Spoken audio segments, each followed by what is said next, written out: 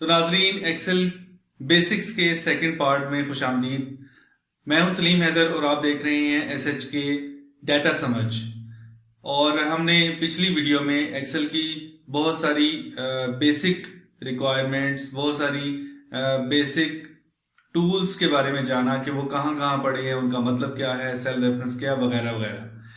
آج ہم اس میں مزید اضافہ کریں گے اور ہم بہت ساری ڈیفالٹ سیٹنگ کے بارے میں جاننے کی کوشش کریں گے۔ تو آئیے آج کا لیکچر شروع کرتے ہیں۔ اچھا، اس کے علاوہ ایک اور چیز جو کہ ورڈ میں شاید اس طرح نہیں استعمال ہوتی، لیکن اس میں چونکہ سیلز ہیں تو سیل میں ہو سکتا ہے کہ آپ نے کوئی ٹیکسٹ بھی لکھنا پڑتا ہے، ایسا نہیں ہے کہ ہم نے صرف نمبرز ہی کھیلنے ہیں۔ تو ہم یہاں پہ لکھتے ہیں کہ میں نے آج ایکسل کی پہلی کلاس اٹینڈ کی اور سب سمجھ میں آ گیا۔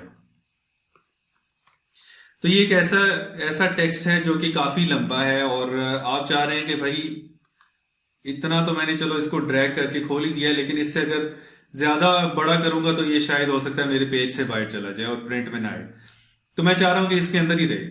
تو اس کی اونچائی یا ہائٹ، رو کی ہائٹ بھی میں ٹھیک کر سکتا ہوں، لیکن پھر بھی یہ اسی طرح نیچے آ رہا ہے۔ ہو سکتا ہے آگے میں نے کچھ اور ٹائپ کرنا ہو، جیسے میں اگر یہاں پہ کوئی نمبر لکھ دیتا ہوں کہ 78% مجھے یہ سمجھ آیا ہے۔ تو اب یہ نظر تو نہیں آ رہا، میں چاہ رہا ہوں اس سیل کے اندر پورا یہ آ جائے۔ تو اس کے لیے ایک آپشن ہے جس کو ریپ ٹیکسٹ بولتے ہیں۔ اگر آپ ہوم ریبن میں جائیں گے تو یہاں پہ الائنمنٹ کا ایک گروپ ہے چھوٹا سا، اس کے اوپر ABC لکھی ہوئی ہے اور اس میں ایرو بنا ہوا ہے۔ تو اس کا مطلب ہے یہ ریپ ٹیکسٹ کرتا ہے۔ اس کو کلک کریں تو آپ کے پاس یہ ریپ ہو کے ایک ہی سیل میں آ جائے گا۔ تو اس کی آپ چوڑائی اور اونچائی اپنے حساب سے ایڈجسٹ کر کے اس کو اسی سیل کے اندر رکھ سکتے ہیں۔ اس کو میں اگر تھوڑا سا چھوٹا کروں تو وہ خود سے اس کو ایڈجسٹ کر لے گا۔ اب ایک اور چیز جو ایکسل کے اندر ہے اور آپ اس کو آسانی سے استعمال کر سکتے ہیں، جیسے میں نے اوپر ایس ایچ کی ڈیٹا سمجھ پہ کچھ فارمیٹنگ کی تھی، اور چلیں اس پہ ایک اور کام کر لیتے ہیں۔ یہاں پہ بارڈرز ہیں فونٹ کے گروپ کے اندر ہی، تو میں کہتا ہوں کہ سائڈوں کا بارڈرز بھی لگا دیتا ہوں۔ تو ایسی فارمیٹنگ اس پہ ہوئی بھی ہے جو میں چاہ رہا ہوں کہ یہ جو نیچے میں نے پورا ٹیکسٹ لکھا ہے اس پہ بھی ڈال دوں۔ تو بڑا آسان ہے کہ میں اس کو کلک کروں گا اور یہاں پہ آپ کو ایک پینٹ برش نظر آ رہا ہوگا، اس کو آپ کلک کریں اور آپ اس پہ آ کے پریس کر سکتے ہیں۔ تو یہ وہی فارمیٹنگ اس پہ اپلائی ہوگی۔ تو آپ نے دیکھا ہوگا کہ جو ریپ ٹیکسٹ ایس ایچ کے ڈیٹا سمجھ پہ ہم نے نہیں کیا تھا تو وہ والی فارمیٹنگ اس نے آ کے ختم کر دی ہے۔ تو ہم دوبارہ اس پہ کلک کر کے یہ کر سکتے ہیں۔ تو یہ پینٹ برش کسی بھی فارمیٹنگ کو کاپی کرنے کے لیے، بے شک وہ بارڈرز ہیں یا کوئی اور چیز ہے، وہ سارا کا سارا اسی طرح ہی کاپی ہو جائے گا۔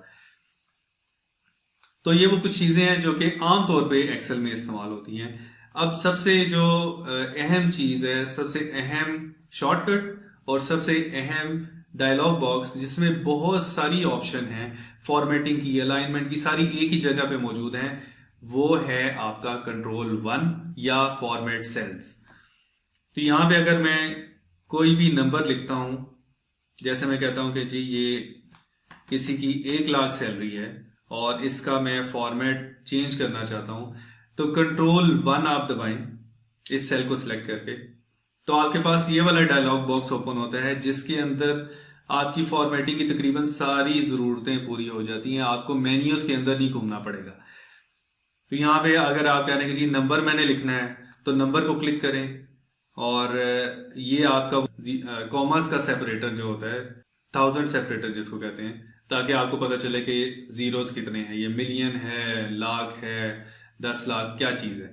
تو یہ اس کے لیے استعمال ہوتا ہے۔ اور اگر مائنس والا نمبر ہے، نیگیٹو نمبر ہے، یعنی کہ مثال کے طور پہ آپ نے کسی کو پیسے دینے ہیں تو یہ آپ کے اوپر قرض ہے تو قرض کو مائنس میں لکھا جاتا ہے، یا آپ کا خرچہ آپ کی انکم سے زیادہ ہو گیا تو وہ بھی مائنس ہو گیا ہے۔ تو آپ اس کو ان مختلف فارمیٹس کے حساب سے دکھا سکتے ہیں۔ تو یہاں پہ یہ بھی ہے، ڈیسیمل پلیسز یہاں پہ چینج کرنے ہیں تو یہ آپ کر سکتے ہیں۔ الائنمنٹ جو ہم نے پہلے بات کی تھی ہوم ریبن میں، تو یہ الائنمنٹ ساری आप कर सकते हैं ऊपर नीचे दाएं बाएं सेंटर में, जो भी अलाइनमेंट उस सेल के अंदर आपने करनी है तो आराम से हो सकती है। रैप टेक्स्ट की ऑप्शन जो हमने वहां पे शॉर्टकट में की थी या मेन्यू में की थी, तो यहाँ पे भी मौजूद है। इसी तरह फॉन्ट कौन सा, जैसे वर्ड में हम फॉन्ट रखते हैं कि जी स्टाइल क्या होना चाहिए उस टेक्स्ट का, और साइज क्या होना चाहिए, फिर बॉर्डर्स हैं, फिर फिल है, तो फिल आपने कौन सा कलर फिल करना है, तो ये सारी सारी ऑप्शन आपको इस एक शॉर्टकट की में मिलेंगी। तो ये आपने लाजमी याद रखनी है और यही यूज करनी है, क्योंकि ये सबसे बेहतरीन शॉर्टकट की है। इसके अलावा अगर आपका डेटा ऐसा है जैसे यही वाला डेटा था और इसको आपने एडिट करना है, वो हम बात कर चुके हैं F2 प्रेस करके, पिछली वीडियो में हमने बात की थी कि F2 प्रेस करें तो उसके अंदर आप चले जाएंगे और एडिट कर सकेंगे।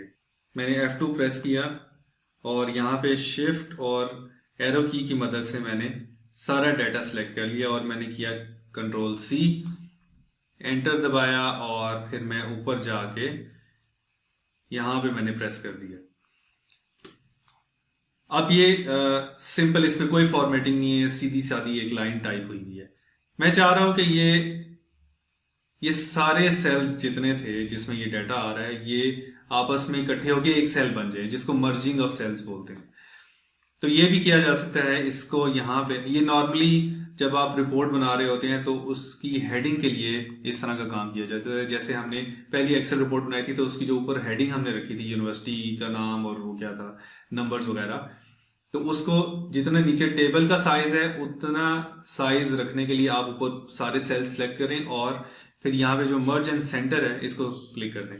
तो इस वक्त ये सारा का सारा एक सेल के अंदर आ गया। फॉर्मूलाज के अंदर एक तो हमने बात की सेल रेफरेंस इस्तेमाल होता है, लेकिन अगर हमने एक से ज्यादा सेल का डाटा रेफर करना है तो उसको बोलते हैं डाटा रेंज। तो एक रेंज होती है एक सेल से शुरू होकर दूसरे सेल तक। लेफ्ट क्लिक और फिर माउस की मदद से ही सारी रेंज में सिलेक्ट कर देता हूं। तो ये जितनी रेंज सिलेक्ट हुई हुई है, ये सेल D22 से शुरू हुई है और खत्म हुई है सेल G29 तक।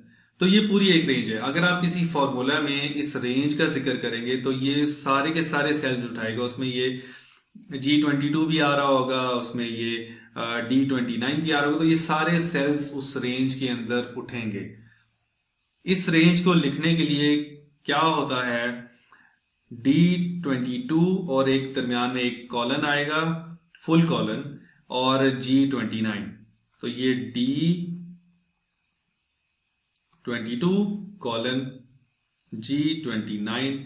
ये जैसे जैसे आप फॉर्मूला सीखेंगे, जैसे हमने एक्सेल, मेरी पहली एक्सेल रिपोर्ट में हमने सम का फॉर्मूला लगाया था, तो उसमें आपने देखा होगा कि सम के फॉर्मूले के अंदर ब्रैकेट्स में ये पूरी की पूरी रेंज आई थी। तो ये वाली रेंज फॉर्मूलाज के अंदर ही इस्तेमाल होगी। तो शीट और पेज के बारे में एक चीज रह गई है, वो ये है कि अगर आपने एक शीट पे काम कर लिया है और उसमें थोड़ी बहुत तब्दीली करके एक और उसी तरह की शीट बनानी है, तो ये बहुत मुश्किल काम है अगर आपको दोबारा से वो सारी मेहनत करनी पड़े। लेकिन एक्सेल में इसका एक आसान शॉर्टकट है, वो इस तरह से कि किताब के अंदर तो आप वो पेज क्या करेंगे, उसकी जाके कॉपी करवाएंगे। एक्सेल में इसी तरह वर्कबुक के अंदर आप एक शीट की कॉपी बना सकते हैं और वो बहुत ही आसान काम है। आपको सिर्फ उस शीट के नाम के ऊपर राइट क्लिक करना है और उसके बाद आपके पास ऑप्शन आ रही है मूव और कॉपी। तो जो ही आप मूव और कॉपी क्लिक करेंगे तो आपके पास एक बॉक्स खुलेगा। उस बॉक्स के अंदर ऊपर फाइल का नाम आ रहा होगा। अगर आपने किसी और फाइल में लेके जाना है तो यहाँ पे आपको दूसरी फाइल का नाम नजर आ रहा होगा। वरना अगर इसी फाइल के अंदर आपने एक और कॉपी बनानी है तो आप यहाँ पे इस check box create a copy को क्लिक करें और ओके कर दें। तो आप देखेंगे कि शीट 3 और ब्रैकेट में उसने 2 लिख दिया है कि उसकी एक और कॉपी क्रिएट होगी। हमारी पहली शीट या पहला पेज वहीं पे मौजूद है। مجھے ابھی بھی یاد ہے کہ جب یہ فیچر مجھے نہیں پتا تھا اور میرے کافی سارے دوستوں کو نہیں پتا تھا، تو میرے ایک دوست کو ایک کام ملا جس میں اس نے اسی طرح کی ایک فائل کی کاپی بنانی تھی اور اس میں کچھ تبدیلیاں کرنی تھی. تو اس نے وہ ساری محنت دوبارہ کی، حالانکہ اگر یہ فیچر اسے پتا ہوتا تو اس کے لیے 2 سیکنڈ کا کام تھا. تو اس طرح ایکسل کے بہت سارے فیچرز ایسے ہیں جو کہ اگر ہمیں پتا ہو تو ہمارا کام بہت آسان ہو جائے گا. اس کے بعد ایکسل کی کچھ ایسی بیسک سیٹنگز ہیں جو آپ کو ضرور کرنی ہیں کوئی بھی اپنا کام شروع کرنے سے پہلے، تو ان پہ ایک دفعہ نظر ڈال دیتے ہیں. سب سے پہلے آپ نے دیکھا ہوگا کہ جب بھی ایکسل فائل آپ کے پاس آتی ہے تو اس میں لکھا آ رہا ہوتا ہے آتھر، اس کا نام آ رہا ہوتا ہے. تو آپ بھی اپنی فائلوں کو اپنا نام دیں، جو محنت آپ نے کی ہے وہ اس فائل کے ساتھ ساتھ جائے. تو اس کے لیے آپ جائیں فائل مینیو میں، اور بالکل اینڈ پہ آپ کو آپشنز نظر آ رہی ہوں گی. آپشنز کو کلک کریں. پہلی آپشن یا پہلا ٹیب ہے جرنل کے نام سے، اس میں بالکل اینڈ پہ آپ دیکھیں personalise your copy of Microsoft office. User name میرا نام ہے سلیم حیدر کرل. تو یہاں پہ آپ اپنا نام ٹائپ کر کے سیو کر سکتے ہیں، تو وہ نام فائل کے ساتھ ساتھ چلے گا. تو یہ آپ کام ضرور کر لیں. اس کے بعد دوسری جو بہت ہی امپورٹنٹ سیٹنگ ہے، کیونکہ اکثر لوگوں کو پتہ نہیں ہوتا اور اس کی وجہ سے ہوتا یہ ہے کہ وہ کام تو کر رہے ہوتے ہیں ایکسل میں، لیکن کیلکولیشنز ٹھیک نہیں آ رہی ہوتی یا کیلکولیشنز اپ ڈیٹ ہی نہیں ہوتی. تو وہ فارمولا سیٹنگ میں ہوتا ہے. فارمولا ٹیب میں جائیں آپ. تو جو پہلا گروپ ہے جو کہ کیلکولیشن آپشنز کے نام سے ہے، اس میں آٹومیٹک اور مینول ہے. کبھی کبھی کیا ہوتا ہے کہ کسی کی غلطی کی وجہ سے مینول سلیکٹ ہو جاتا ہے، یا کہ کوئی ایسی شارٹ کٹ کی وجہ سے وہ آٹومیٹک سے مینول پہ آ جاتا ہے. تو آپ نمبر چینج کرتے ہیں لیکن اس کا ٹوٹل چینج نہیں ہوتا یا فارمولا کا رزلٹ چینج نہیں ہوتا. تو آپ نے یہ کام ضرور کرنا ہے کہ جب بھی آپ کے پاس کوئی فائل آئے کام کے لیے تو آپ پہلے اس کی سیٹنگ آٹومیٹک ضرور دیکھیں. اس کے بعد جو تیسری امپورٹنٹ سیٹنگ ہے وہ ہے سیو. سیو ٹیب کے اندر آپ ایک تو یہ بتا سکتے ہیں ایکسل کو کہ وہ آٹو سیو کرتا رہے. کبھی کبھی یہ ہوتا ہے کہ انسان کام میں اتنا مگن ہوتا ہے کہ وہ کام کرتا جاتا ہے، 10 15 20 25 منٹ اس نے کام کر لیا، بہت محنت کر لی ہے، لیکن ایک دم سے بیٹری جواب دے دے لیپ ٹاپ کی یا لائٹ چلی جائے تو وہ آپ کا سارا کام ضائع ہو جاتا ہے. تو آپ کو آٹو سیو کی سیٹنگ اپنی ضرور دیکھنی ہے. یہاں پہ آ رہا ہے کہ آپ نے ایکسل ورک بک سیو کرنی ہے، اور save auto recover information every 10 minutes. تو آپ اس کو اپنے حساب سے ٹائم سیٹ کر سکتے ہیں. اگر آپ ایسا کام کریں جس میں ہر منٹ میں بہت بڑی تبدیلیاں آپ کر رہے ہیں اپنی فائل کے اندر، تو اس کو 1 منٹ پہ لگا لیں تاکہ وہ خود سے سیو کرتا جائے، تو آپ کیا وہ محنت ضائع نہیں ہوگی.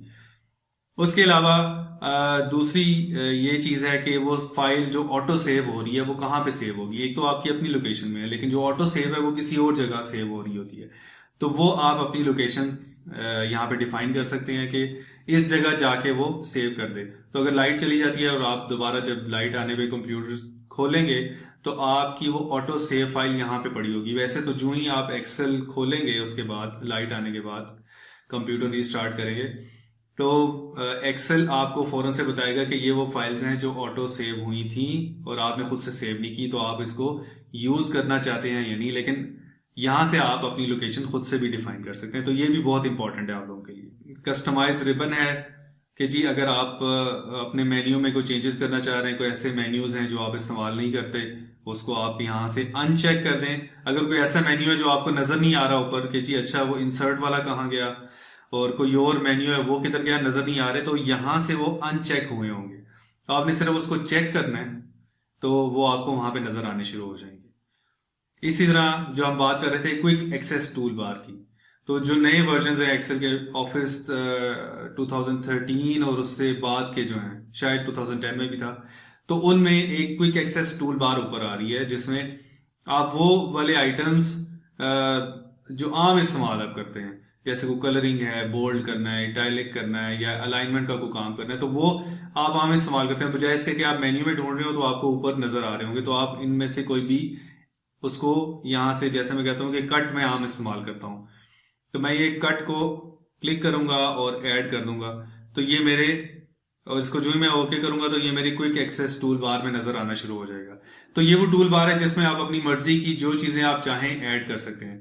امید ہے کہ وہ میرے وہ دوست جن کو ایکسل بالکل بھی نہیں آتا، زیرو پہ ہیں، تو آج وہ کافی بہتر فیل کر رہے ہوں گے.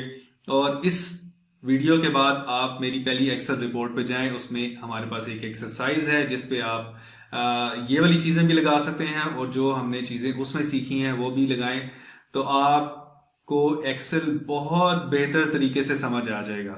اگر آپ کو یہ ویڈیو پسند آئی ہو تو اپنے دوستوں کے ساتھ شیئر کریں، لائک کریں اور میرے چینل کو ضرور سبسکرائب کریں. میں آپ کے لیے اسی طرح کی مزید ویڈیوز لاؤں گا اور میرا ارادہ ہے کہ میں پیوٹ ٹیبل پہ ایک پوری سیریز لے کے آؤں جہاں سے ہم پیوٹ ٹیبل کی بیسک چیزیں سیکھیں گے اور اس کے بعد پھر ہم اپنی پیوٹ ٹیبل ڈیش بورڈ بھی بنائیں گے.